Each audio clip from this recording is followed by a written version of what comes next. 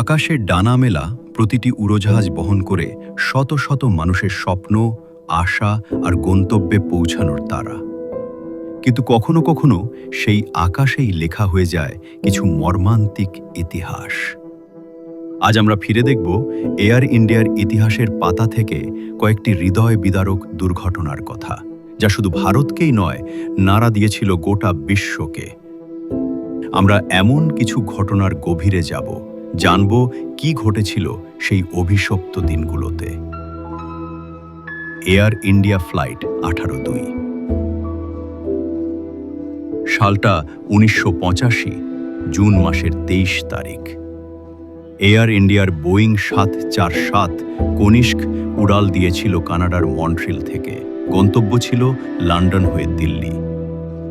36,000 foot উচ্চতায় উড়ন্ত অবস্থায় হঠাৎই আইরিশ আকাশ সীমায় এক ভয়ঙ্কর বিস্ফোরণে ছিন্ন ভিন্ন হয়ে যায় বিমানটি। মাঝাকাশে এই বিস্ফোরণ কেড়ে নিয়েছিল 329 জন নিরপরাধ যাত্রীর প্রাণ, যাদের মধ্যে বেশিরভাগই ছিলেন কানাডীয় নাগরিক কিন্তু ভারতীয় বংশোদ্ভূত। তদন্তে জানা যায় এটি ছিল একটি সন্ত্রাসী হামলা। শিখ বিচ্ছিন্নতাবাদীরা বিমানে একটি বোমা রেখেছিল, যা এয়ার ইন্ডিয়ার ইতিহাসে তো বটেই, কানাডার ইতিহাসেও অন্যতম ভয়াবহ গণহত্যাকাণ্ড হিসেবে পরিচিত।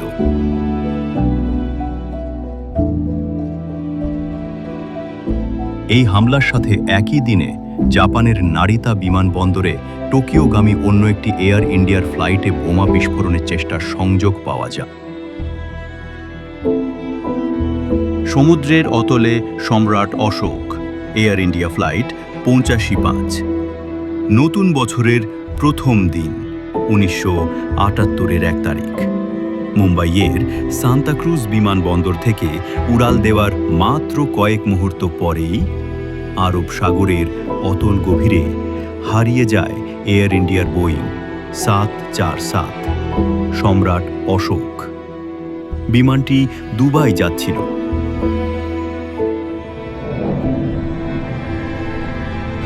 এই দুর্ঘটনায় মৃত্যু হয় 213 জন যাত্রীর। তদন্তে উঠে আসে এক মর্মান্তিক সত্য। বিমানের ক্যাপ্টেন মাডান লাল কুকার এর ককপিটের একটি গুরুত্বপূর্ণ যন্ত্র, অ্যাটিটিউড ইন্ডিকেটর, বিকল হয়ে গিয়েছিল। রাতের অন্ধকারে সমুদ্রের উপর দিয়ে উড়ে যাওয়ার সময় ক্যাপ্টেন বুঝতেই পারেননি বিমানটি কোনো দিকে কতটা ঝুঁকে আছে। যন্ত্রের ভুল তথ্যের উপর নির্ভর করে তিনি বিমানটিকে আরও বাঁকিয়ে ফেলেন, যার ফলে সেটি নিয়ন্ত্রণ হারিয়ে সোজা আছড়ে পড়ে সমুদ্রে। আর এর কারণ যান্ত্রিক ত্রুটি এবং পাইলটের স্থানিক বিভ্রান্তি। প্রাণহানি 213 জন। যদি সেই সময়ে ককপিটে আরও উন্নত প্রযুক্তির ব্যাকআপ সিস্টেম থাকত এবং পাইলটদের এই ধরনের যন্ত্র বিকল হওয়ার পরিস্থিতি মোকাবিলার জন্য আরও কঠোর প্রশিক্ষণ দেওয়া হতো, হয়তো এই দুর্ঘটনা এড়ানো যেত। ক্রুদের মধ্যে পারস্পরিক যোগাযোগ এবং একে অপরের যন্ত্রের রিডিং ক্রস চেক করার একটি শক্তিশালী প্রোটোকল থাকলেও হয়তো ক্যাপ্টেনকে সঠিক সময়ে সতর্ক করা সম্ভব হতো। ইপোটেকা মামলা এয়ার ইন্ডিয়া ফ্লাইট 101। 1966 সালের 24 মিস্টেরিয়া জানুয়ারি এয়ার ইন্ডিয়ার বোয়িং 707 কাঞ্চনজঙ্ঘা জেনিভার আকাশে প্রবেশের মুহূর্তে ফ্রান্সের মঁ-ব্লা পর্বতমালার বরফ ঢাকা শিখরে আছড়ে পড়ে। মুম্বাই থেকে লন্ডনগামী এই ফ্লাইটের সকল যাত্রী ও ক্রু মোট 117 জনই নিহত হন। এই দুর্ঘটনার কারণ ছিল আরও বেশি দুর্ভাগ্যজনক। পাইলট এবং জেনিভার এয়ার ট্রাফিক কন্ট্রোলের মধ্যে ভুল বোঝাবুঝি হয়েছিল।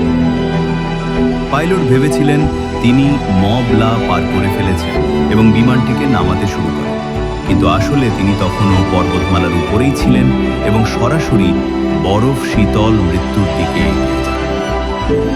প্রাণহানি 117 জন, সকল যাত্রী ও ক্রু। আর এর কারণ পাইলট এবং এয়ার ট্রাফিক কন্ট্রোলের মধ্যে ভুল বোঝাবুঝি। এবং নিয়ন্ত্রিত বিমানকে ভূখণ্ডে বিধ্বস্ত করা। আশ্চর্যজনকভাবে এর ১৬ বছর আগে ১৯৫০ সালে এয়ার ইন্ডিয়ারই আরেকটি ফ্লাইট মালাবার প্রিন্সেস ঠিক একই জায়গায় বিধ্বস্ত হয়েছিল। এই দুটি দুর্ঘটনা মব লাকে এয়ার ইন্ডিয়ার জন্য এক অভিশপ্ত স্থানে পরিণত করেছে। দশক পরেও পর্বতের বরফ গলে এই দুটি বিমানের ধ্বংসাবশেষ এবং যাত্রীদের জিনিসপত্র বেরিয়ে আসে। প্রতিটি দুর্ঘটনার পরই তদন্ত হয়, বেরিয়ে আসে নতুন নতুন তথ্য, উন্নত হয় প্রযুক্তি, আরও কঠোর হয় সুরক্ষাবিধি। কিন্তু কোনো কিছুই হারিয়ে যাওয়া প্রাণগুলোকে ফিরিয়ে আনতে পারে না। কনিষ্কের কান্না, সম্রাট অশোকের সলিল সমাধি,